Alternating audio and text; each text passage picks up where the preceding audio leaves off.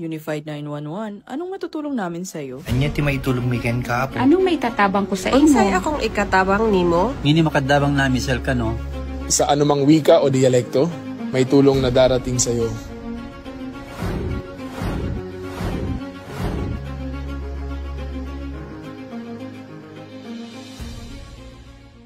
Lilingkod sa bawat Pilipino at magbibigay ng tamang impormasyon para sa tahimik at maayos na Pilipinas. Police News Network, alagad ng batas, tagapagtaguyod ng balitang pulis, sandigan ng mamamayan, patnubay ng katotohanan. La Campo Crame, maghahatid ng pinakahuling kaganapan at nagbabagang balita. Ito ang PNN Police News Network. At ngayon, ang inyong mga tagapagbalita. Magandang araw, Bagong Pilipinas. Ako ang inyong alagad ng batas, tagataguyod ng Balitang Pulis. Patrolwoman Evelyn Lumabi mula sa Regional Mobile Force Battalion ng NCRPO. Maghahatid ng tamang balita, kwento ng pulis at serbisyo para sa mamamayan. At ito ang PNP News Online. Ang pangunahing balita ng Police News Network, alagad ng batas, tagataguyod ng Balitang Pulis.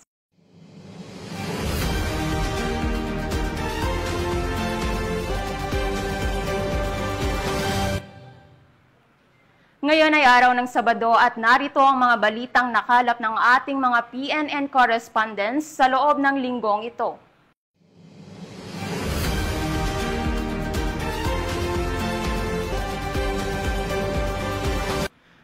Anyos na lalaki arestado sa isinagawang joint bypass operation ng Zindangan Municipal Police Station at 1st Zamboanga del Norte PMFC Intelligence ng Philippine Army. Ang buong detalye ay hatid ni Patrolwoman AJ Cortez. Arestado ang isang 40 anyos na karpintero sa isinagawang joint drug buy-bust operation ng mga tauhan ng Zindangan Municipal Police Station sa pangunguna ni Police Lieutenant Colonel Jose F. Rivero III, katuwang ang 1st Zamboanga del Norte PMFC at Intel personnel ng 97th IB Philippine Army dito lamang ika-28 ng Setyembre taong kasalukuyan, bandang alas 3 ng hapon sa Barangay Goleo, Zindangan, Zamboanga del Norte. Kinilala ang sospek na si alias Hampak, residente ng Barangay Mara, Zindangan. Sa operasyon, na-recover mula sa sospek ang 2 heat-sealed transparent plastic sachet na naglalaman ng hinihinalang shabu na tumitimbang ng humigit kumulang 4 na gramo at tinatay nagkakahalaga ng 27,200 pesos. Nakuha rin ang isang 1,000 piso bill na ginamit bilang mark money, isang transparent na plastic cellophane na nagsilbing lalagyan at isang bagong kaha ng sigarilyo na kulay pula na ginamit na container. Ang mga nakumpiskang ebidensya ay dinala sa Provincial Forensic Unit Fatima Liloy, Zamboanga del Norte para sa pagsusuri, habang ang suspect ay nasa kustodiya ng Zindangan Municipal Police Station para sa kaukulang disposisyon. Layunin ng operasyon ang pagpigil at pagsupil sa paglaganap ng ilegal na droga sa lalawigan, pagtitiyak ng kaligtasan ng mga mamamayan at pagpapatibay ng kampanya ng pamahalaan laban sa pinagbabawal na gamot para sa mas mapayapang pamayanan. Mula dito sa tanggapan ng kapulisan sa Region Siam, ako ang iyong PNN correspondent Patrolwoman AJ Cortez, alagad ng batas, tagataguyod ng Balitang Pulis. Maraming salamat, Patrolwoman Cortez. Serbisyo publiko ang hatid ng serbisyo caravan ng 1002nd Maneuver Company sa mga residente ng Sinakaban, Misamis Occidental. Ang magandang balitang ito ay hatid ni Patrolwoman Riza Sahonia. Isang kilusan ng malasakit, isang paglalakbay ng pagbabago. Ang serbisyo caravan ay patuloy na umuusad, hindi lamang dala ang serbisyo, kundi pati ang pangako ng dignidad at mas maliwanag na bukas para sa bawat mamamayan. Sa pamumuno ni Police Major Alvin Marnilo Tamayo, Company Commander ng 1002nd Maneuver Company, katuwang ang kaniyang mga kasamahan, matagumpay na naisagawa ang serbisyo caravan sa Barangay Estrella, Sinakaban, Misamis Occidental.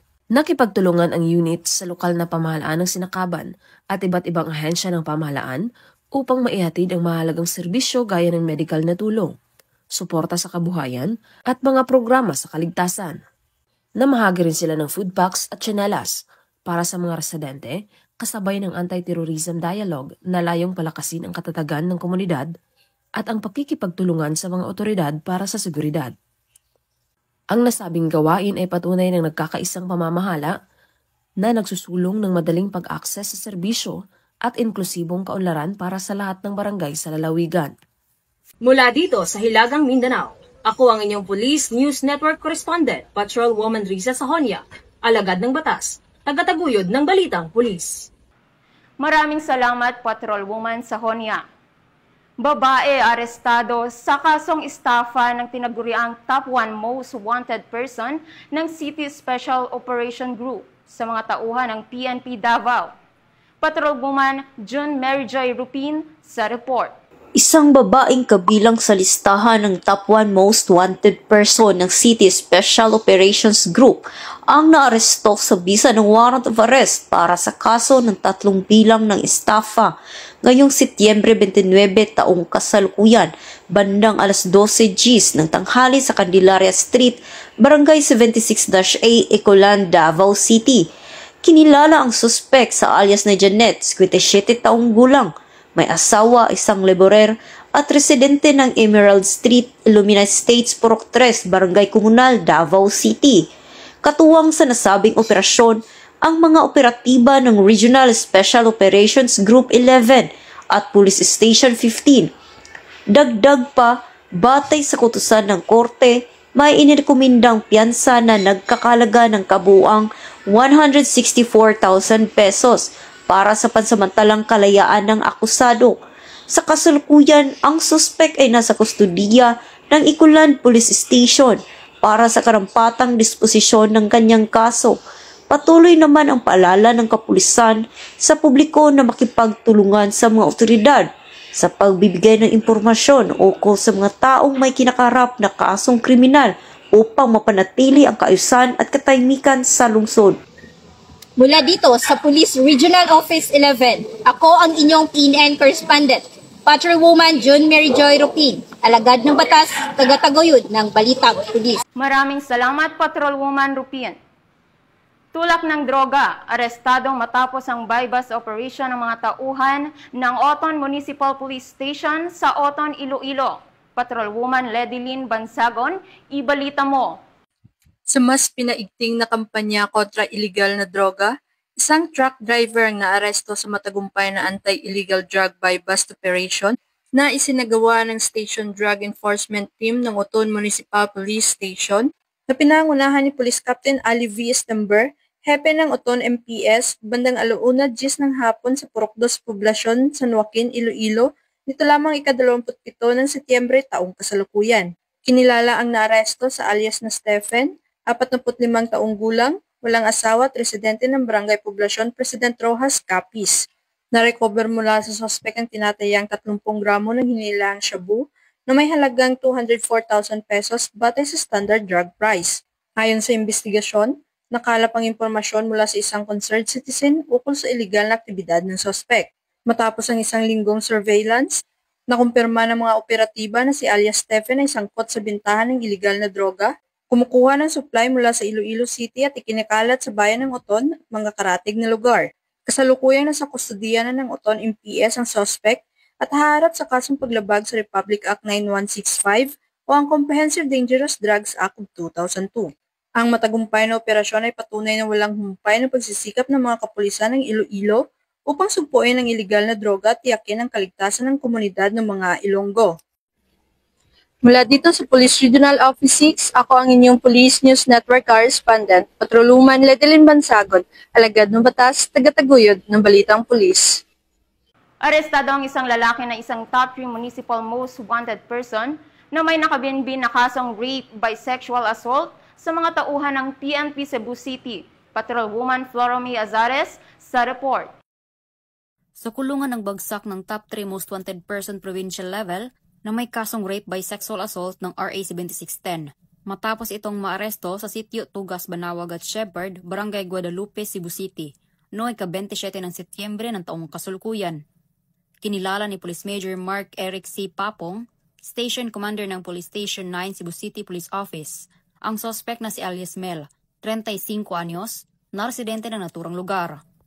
Ayon sa ulat ng mga otoridad, ang sospek ay naaresto sa bisa ng warrant of arrest para sa kasong rape by sexual assault, Article 266A, Paragraph 2 of the PRC in relation to Section B of RA 7610 o Special Protection of Children Against Abuse, Exploitation and Discrimination Act na may 1 milyon na rekomendadong piyansa. Kasalukuyang nasa kustodiya ng Guadalupe Custodial Facility ang sospek para sa dokumentasyon at tamang disposisyon. Paalala lang po sa ating mga kababayan na huwag magdalawang isip na tumawag at mag-report sa ating kapulisan kung may mga kaguluhan. Bawat tawag ay mahalaga para sa kaligtasan ng ating komunidad. Maraming salamat po. Mula dito sa Cebu City, ako ang inyong Police News Network Correspondent, Patrolwoman Flora May Azares, alagad ng batas, tagataguyod ng Balitang Pulis. Maraming salamat Patrolwoman Azares.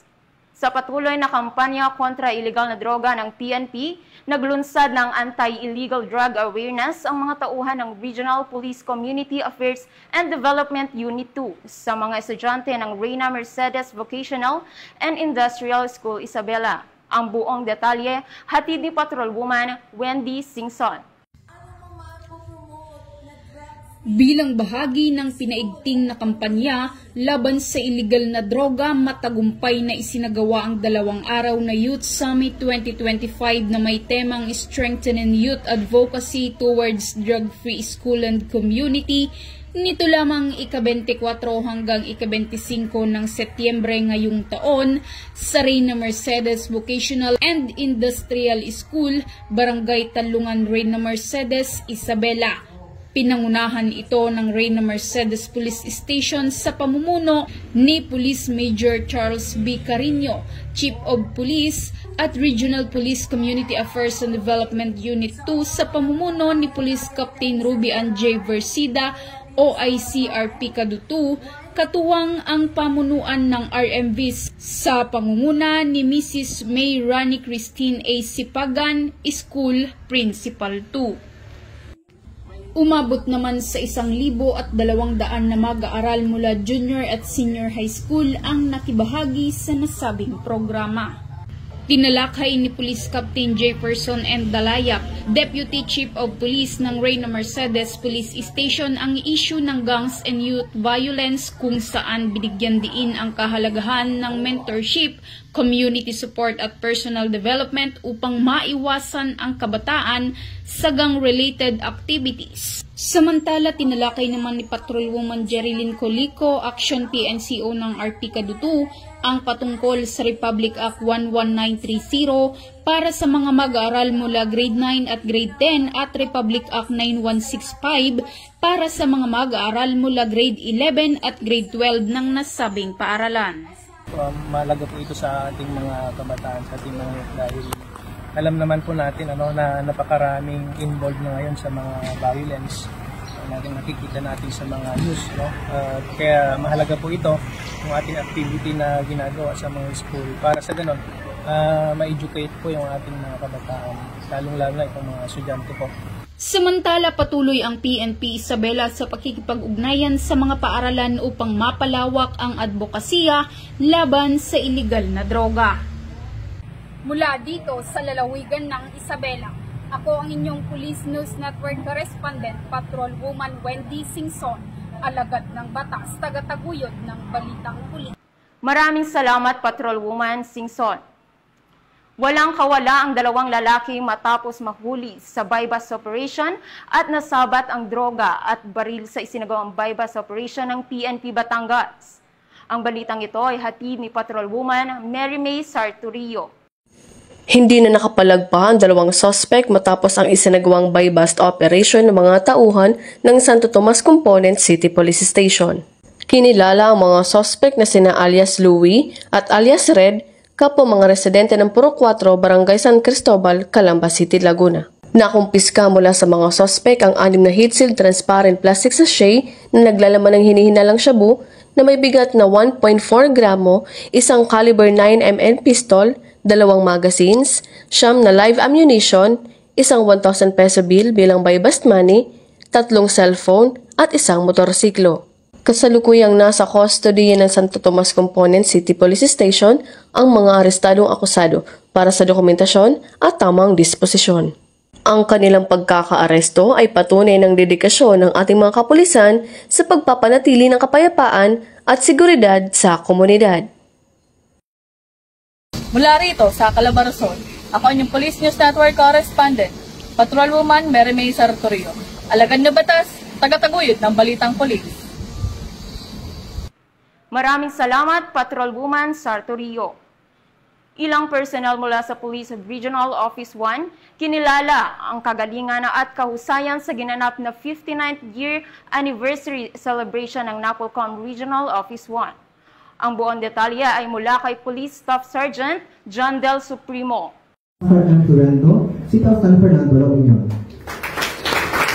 Dinarangalan ng National Police Commission ang ilang personnel ng Police Regional Office 1 sa kanilang natatanging serbisyo publiko at kausayan kasabay ng pagdiriwang ng ika-59 anibersaryo na may temang Upholding Civilian Authority, Strengthening Police Integrity. Ayon kay Police Brigadier General Dindo R. Reyes, ang mga parangal ay patunay na mataas na antas ng dedikasyon ng kanilang mga opisyal. Ang kanilang mga tagumpay ay nagbibigay ng malaking karangalan sa PRO1 at nagsisilbing inspirasyon upang lalo pang pagbutihin ang paglilingkod sa komunidad. Ilan sa mga kinilala ay mga top-notcher sa nationwide top examinees police officer examination. Ginawaran din ng PNP Good Deeds Awards ang mga piling personnel mula sa Ilocos Norte, Ilocos Sur, La Union at Pangasinan PPO dahil sa kanilang tapat na paglilingkod sa komunidad. Bukod dito, kinilala rin ang Best Community and Service-Oriented Policing Implementers mula sa Ilocos Norte 2nd PMFC, Pangasinan 2nd PMFC at Bayambang Municipal Police Station. Nagkamit din ng special award sina Police Lieutenant Colonel Tristan Oliver Binara, Police Lieutenant Colonel Rogelio B. Mieres at Police Major Arnolfo E. Praga Jr. Samantala, ginawaran ng Certificate of Commendation si Police Brigadier General Reyes bilang pagkilala sa matagumpay na operasyon laban sa kriminalidad, partikular na sa laban sa ilegal na droga. Sa pagtatapos, ang mga natamong parangal ay nagpapatunay na ang dedikadong paglilingkod ay susi sa mas ligtas at mas maunlad na lipunan para sa bawat mamamayan. Mula dito sa Ilocos Region, ako ang inyong PNN Correspondent, Police Staff Sergeant John Del Supremo, alagad ng batas, tagataguyod ng Balitang Pulis.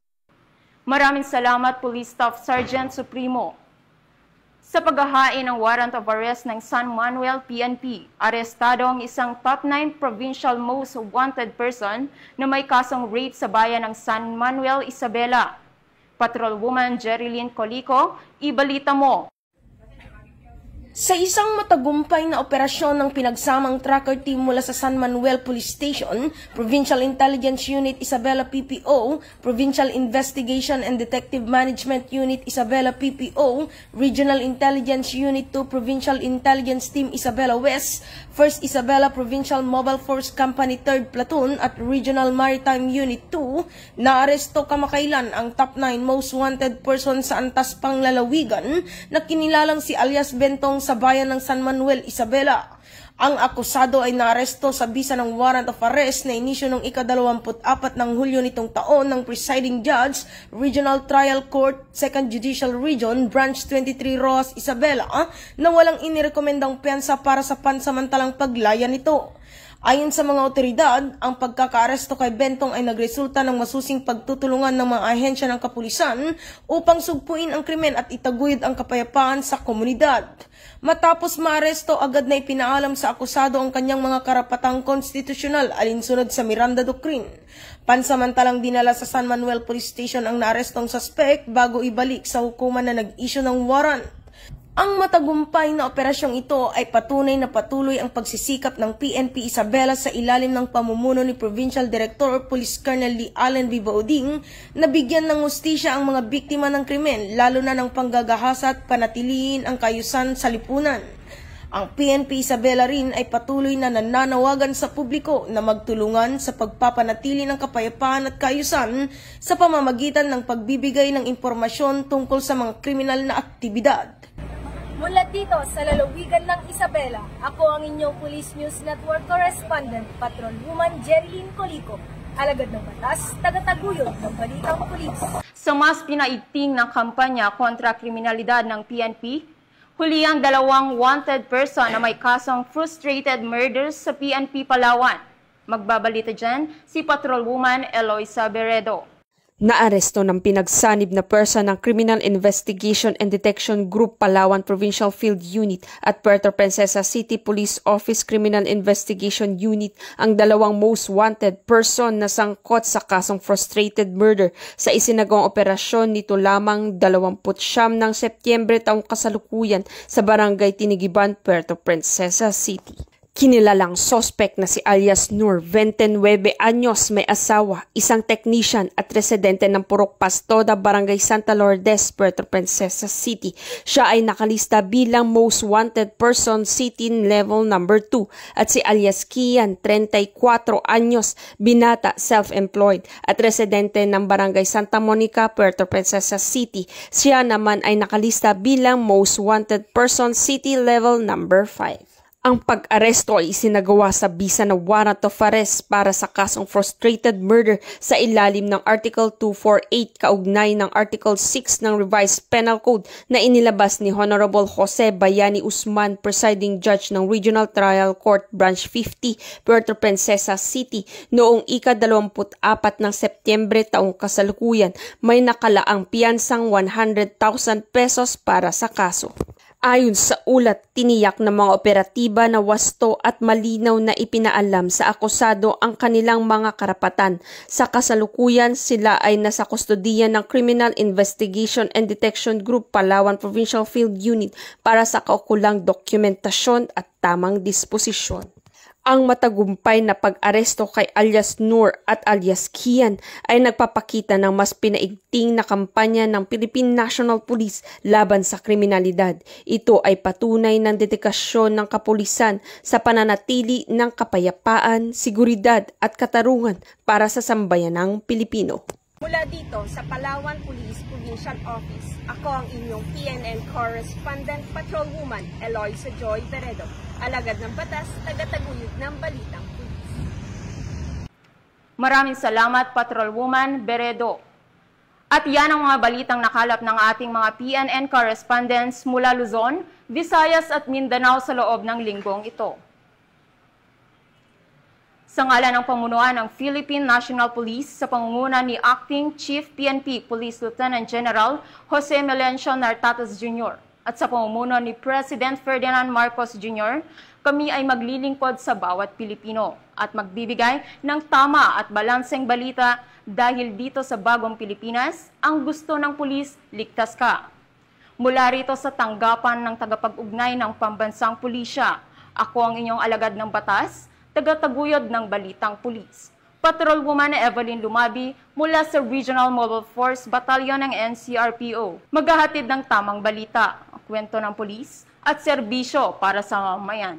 At ito ang PNP News Online, ang pangunahing balita ng Police News Network.